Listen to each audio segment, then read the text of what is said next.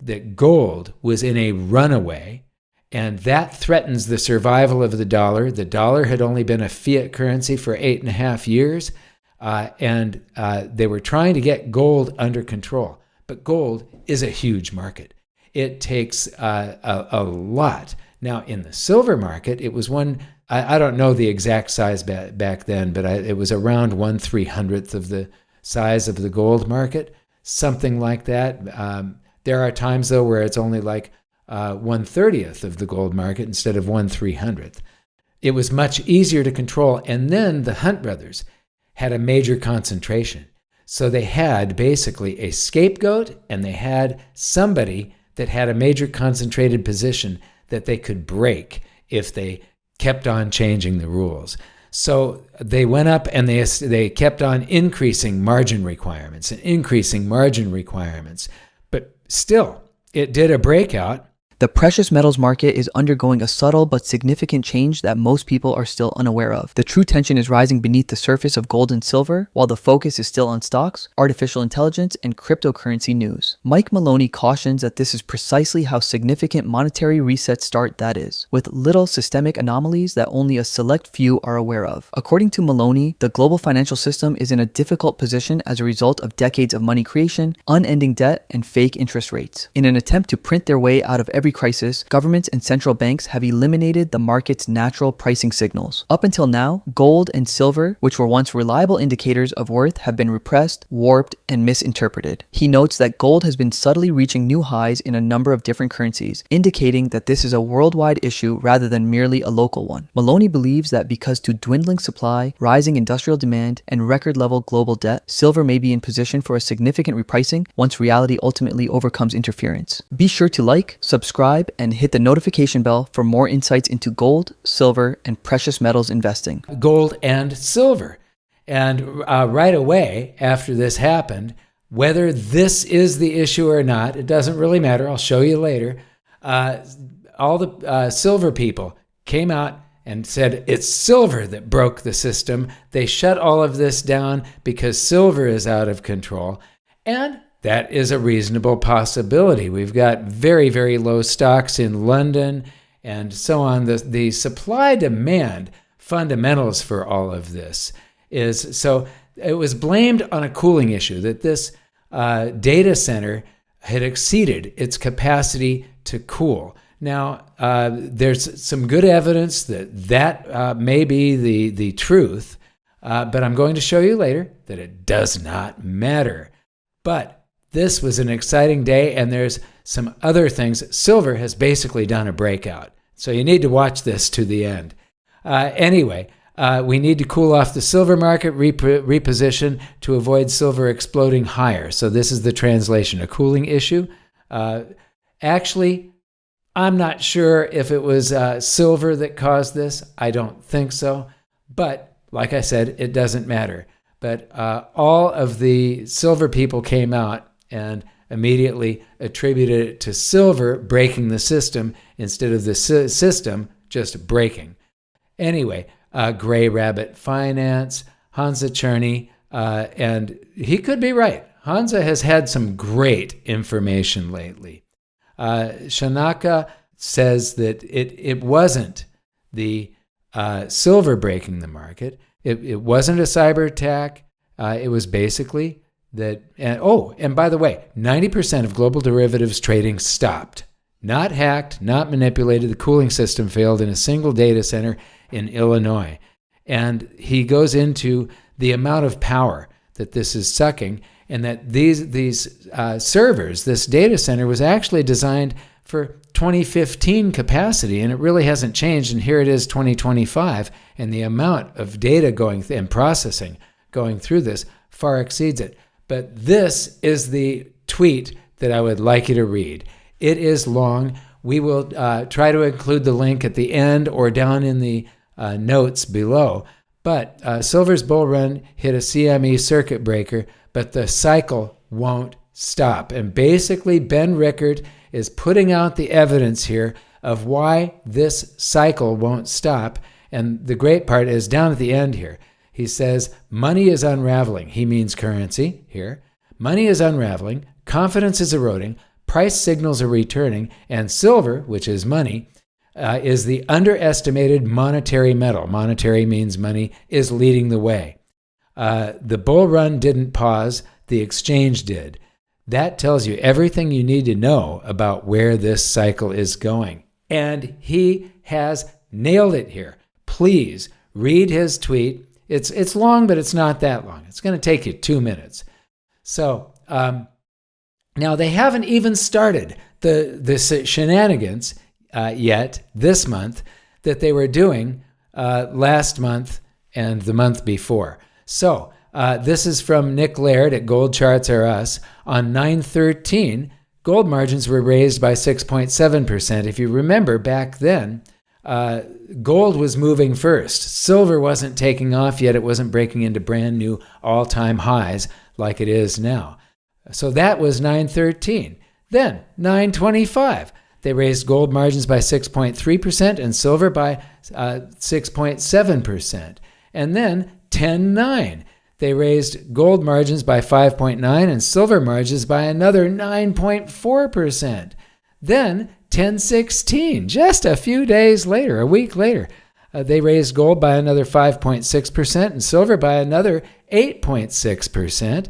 And then on 10/23, gold and silver by another 5.3%.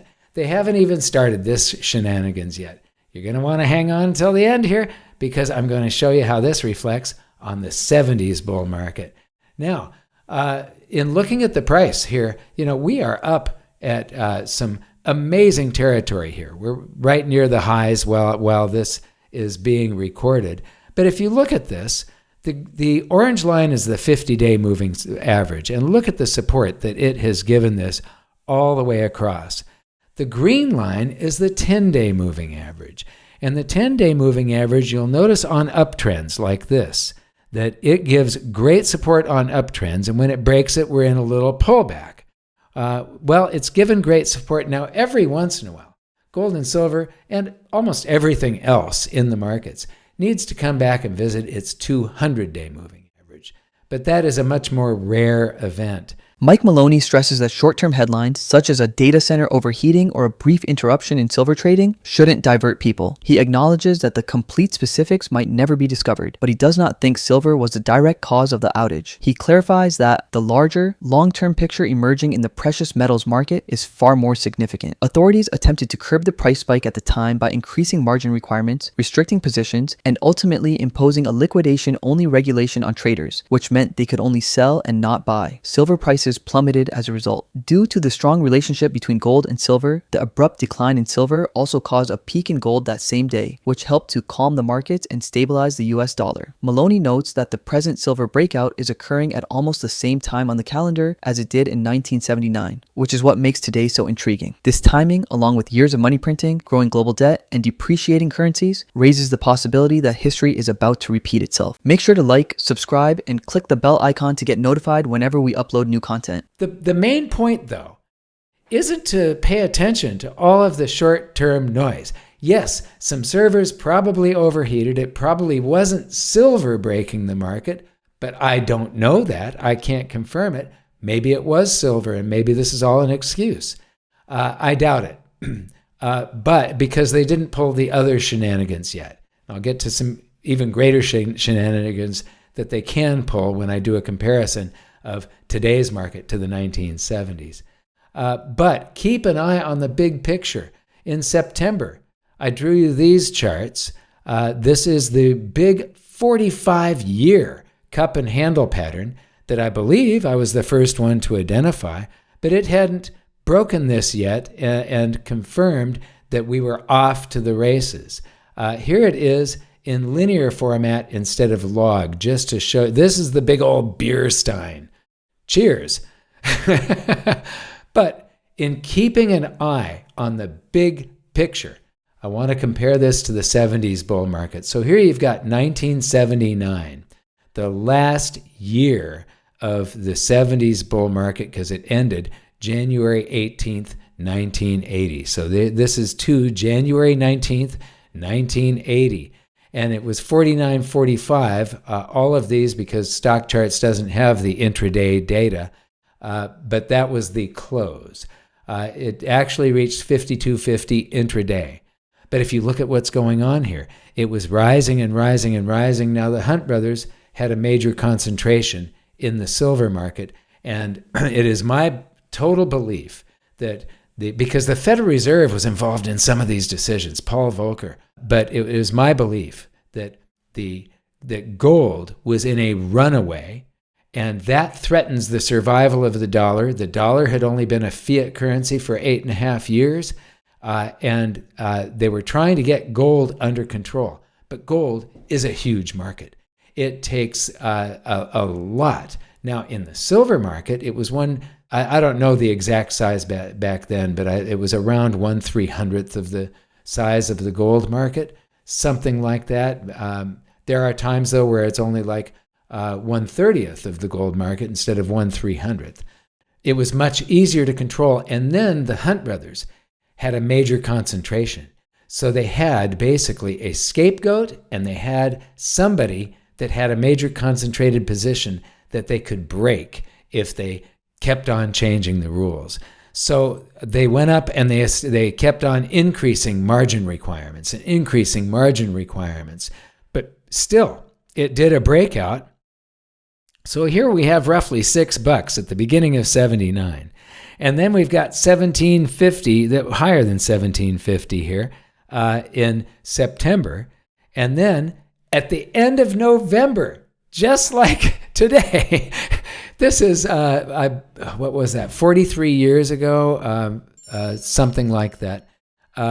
It did a breakout and started a run. And they would increase margin requirements and increase margin requirements. And then they put in position limits. A futures contract is 5,000 ounces. They put in a position. You could only hold so many futures contracts. And that caused major players that have very large positions to have to dump a whole bunch of their silver. But that didn't stop it. And it kept on running and running and running. And then they finally had to put in a rule: liquidation orders only. Now, we haven't started any of this shenanigans yet. Now, in my study on this, I mean, I'm dyslexic, and I couldn't read this many books, but I bought a stack of books this high. And the best one of them was called Manipulation on Trial, and it was a study of how the government and the commodities exchange broke the Hunt brothers with all of these changes, especially the position limits.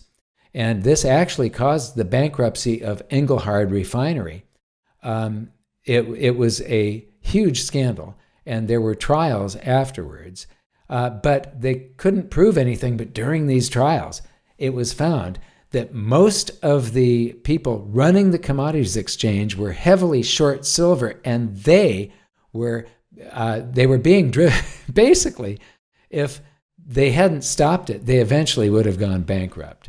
Whether it's a technical issue, overheated servers, or brief trading interruptions, Mike Maloney's key point is that consumers shouldn't get sucked into the short-term noise or surface-level drama. Although others have speculated that silver would have put strain on the system, he makes it apparent that he is unable to verify this and that he personally has concerns about it. Maloney encourages viewers to take a step back and consider the long-term trends that have been developing in the precious metals market for decades rather than concentrating on rumors and conjecture. He revisits a large 45-year-old silver cup and handle pattern, which he claims he was among the first to recognize as a unique and potent technical formation. The pattern had not yet emerged when he initially pointed it out. However, it is now confirmed that silver may be about to enter a significant bull market phase. He even compares the shape of this pattern to a massive beer stein or mug to make it simpler to understand, demonstrating how long and important this setup has been in the making. Maloney, however, adds a crucial element to this forecast. Given how much the world economy and money supply have grown over the previous 40 years, prices may be much higher than people anticipate. In actuality,